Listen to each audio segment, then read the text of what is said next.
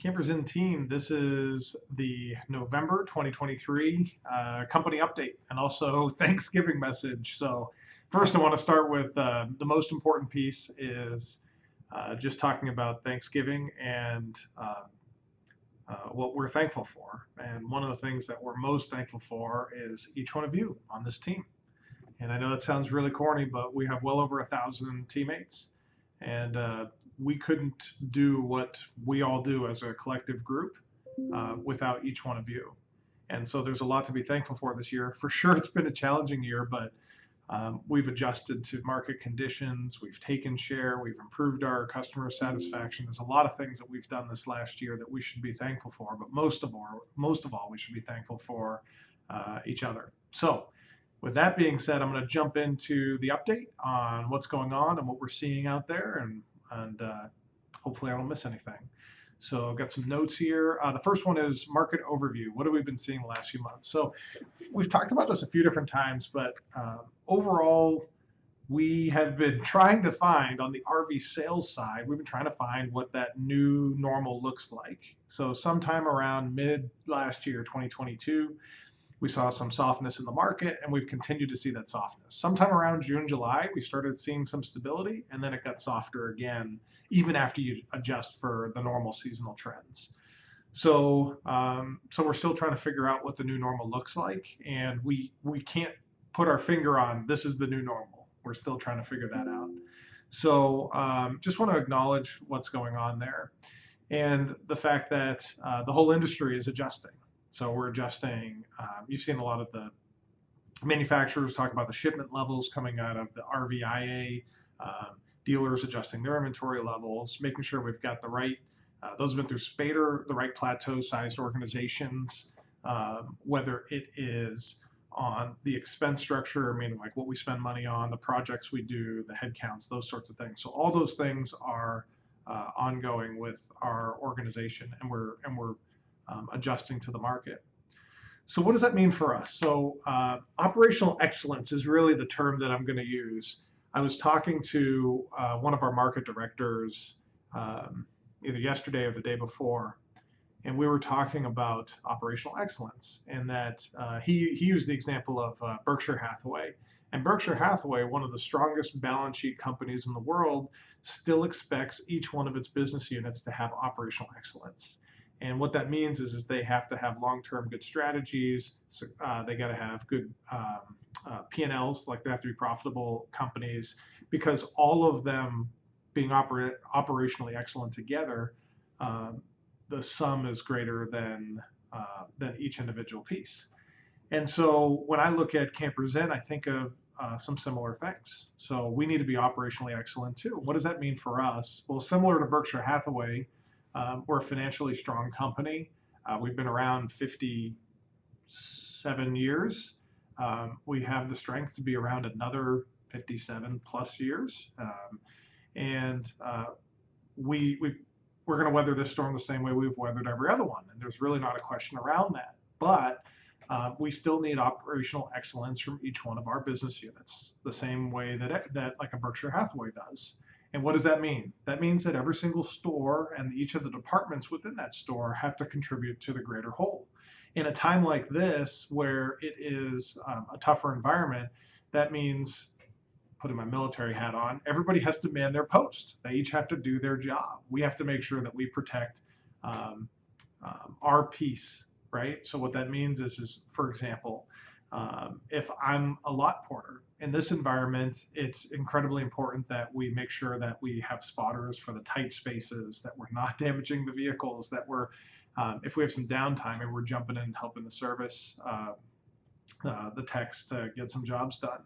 If we're a warranty advisor, it means that we have to be extra cognizant about the what we submit, what we end up writing off, making sure we're hunting down the claims, because each one of those things really matters.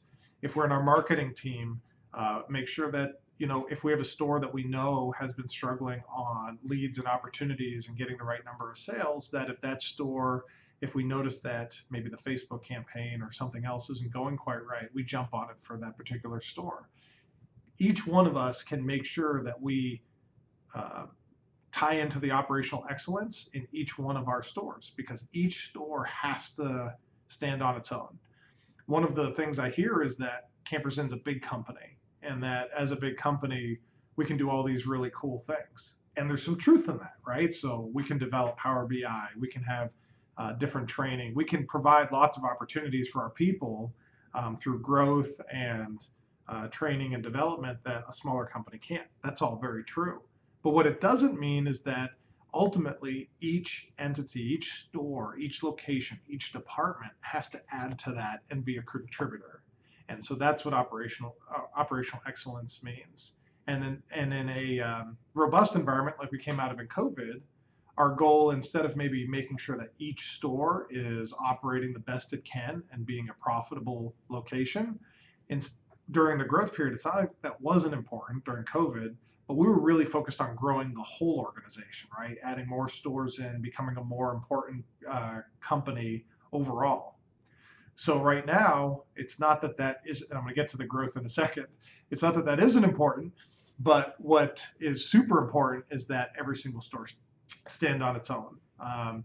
So when we do that, we can make sure that we can take care of our customers, we can take care of our employees, we can afford to do all the cool things that we know we're going to want to do as the market bottoms and turns around.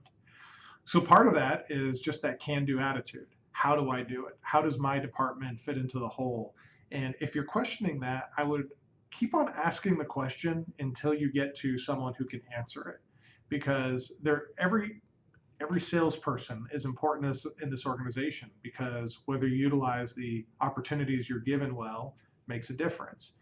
Everybody, for example, on the accounting staff is important, because how we look when we pay bills, how we look, or how quickly we are able to post deals, how quickly we are able to pay our people, those are all things that are incredibly important to us.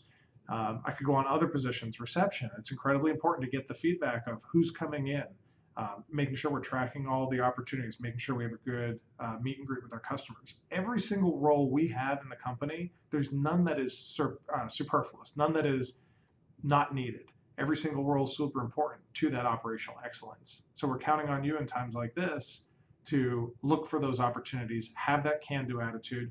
How do we deliver that RV? How do we say yes to it? How do we tell the customer that we can do the different things that help us all? So with that being said, that's the primary goal right now, is that operational excellence. And just like a Berkshire Hathaway, it's because every single business unit, every single store or department in our case, has to contribute to the whole. So it's super important. But on the other side, so on the one side, you're probably saying, okay, well, Ben's basically saying that we need to button down for tougher times. And that's part of the message, but it could get really confusing with what I'm about to say. What that doesn't mean is that we're not going to actually look for growth opportunities and to expand. In fact, we are actively looking at growth opportunities right now. So there's a number of potential, there's a lot of sellers out there, but there's a number of potential dealers that we are actively courting right now in order to potentially grow. And it doesn't sound like it makes sense to go and grow and add stores when we have some stores that need to get to that operational excellence, that we need to really push to that next level. But it actually does make sense, because like I said, we're trying to make sure every single store adds to the whole, but then there's opportunities to, quite frankly, buy maybe dealerships that are on sale, that maybe are having their own challenges that we could help with. There might be performing dealerships that can just honestly be great performing dealerships that we add to the whole. So don't be surprised, and I've said this in a prior message, don't be surprised if we go ahead and acquire in this environment. We are actively looking, and there's some opportunities out there that, let's just say we're working on that could come through, and we're preparing for that. So for example, last week, we moved into our brand new headquarters in Jacksonville. And the goal with having a new headquarters with a facility that we've renovated a good portion of it, maybe we'll send some pictures out with this message, but the reason why we did that is so that we actually have the space and the room and the collaboration environment and the team environment that we felt like we needed in order to grow the company.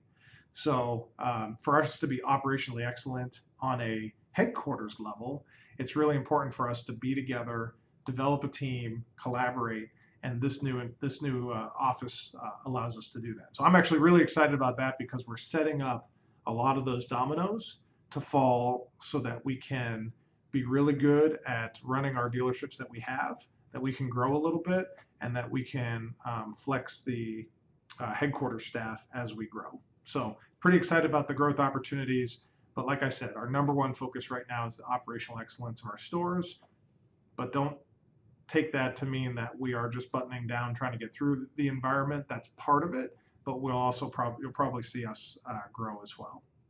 So a couple other things happened because it's been a minute since we've done one of these messages. So we just went through open enrollment. Hopefully everybody had a good open enrollment. I know that there's a lot of different stuff going on out there. This can be an interesting time of year between Thanksgiving and Christmas.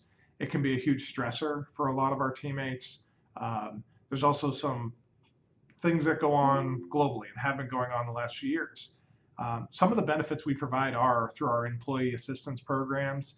We have that EAP. We have other resources for you. So if you're struggling with things, right, things that are going on that are outside your control, whether they be health or mental health, or could just be like, hey, I need help with budgeting. We don't have a resource for absolutely everything, but our employee assistance programs and some of the resources we have are really awesome. And if you don't know where to start, our benefits team, our HR benefits team is really good. So I would reach out to them. And just letting you know that we recognize there's a lot of people go through challenges, and they can be at the very individual level. They could be the things that they're seeing going on in the world. We have resources for you. So please feel free to reach out and use our benefits team. They serve a really important function because life happens regardless of what's going on in business. Speaking of resources, speaking of that type of thing, we've seen an uptick in the company for some OSHA complaints, and quite frankly, we've handled them fairly favorably, but there's some things that we could do. And just to put it out to everybody, if OSHA comes to your place of work, we don't have to show them around that day. So we're completely authorized to ask them to schedule a time to come back. And what that does is it gives us time to prepare for whatever they came for, right? So my recommendation is that you reach out to KPA, your service directors, and or HR, some combination of them, if OSHA shows up. Because there is a right way to handle a visit like that. Just a compliance visit. It doesn't have to be OSHA, but OSHA is one that's popped up, and there's a right way to handle it. So reach out to your resources. Some pats on the back, and a couple different pats on the back to give. One is we've run some really great service seminars in the last couple months. So we did I'm blanking on what it exactly was called, but basically electrical. We did another one that was like getting ready for winter. And so we've had some really great service seminars. It's awesome that we're getting back to the stuff that we did pre-COVID, and we're putting some of these seminars in place and taking care of our customer, be that trusted resource that we want to be. So congrats to the service team. I saw a lot of the pictures from your stores. They look great. Another area is that our customer satisfaction on the sales side has maintained a fairly high level all year. There hasn't been like a significant difference, but on the service side, just to let you all know, it's been neat. The service customer satisfaction scores have been gently ticking up almost all year. There's been a couple blips here back and forth, but if you look at the overall trend, it's really cool to see that our customer satisfaction has been going well. And then the last piece to talk about is dealership performance. This kind of goes into the operational excellence, but those of you that are on some of the management teams that we have, I've put out some pretty interesting information on how we compare to some of our public companies and some others. And overall, through most of the year, we've been taking market share. We've been outperforming financially our big peers that are public companies like Camping World, Lazy Days.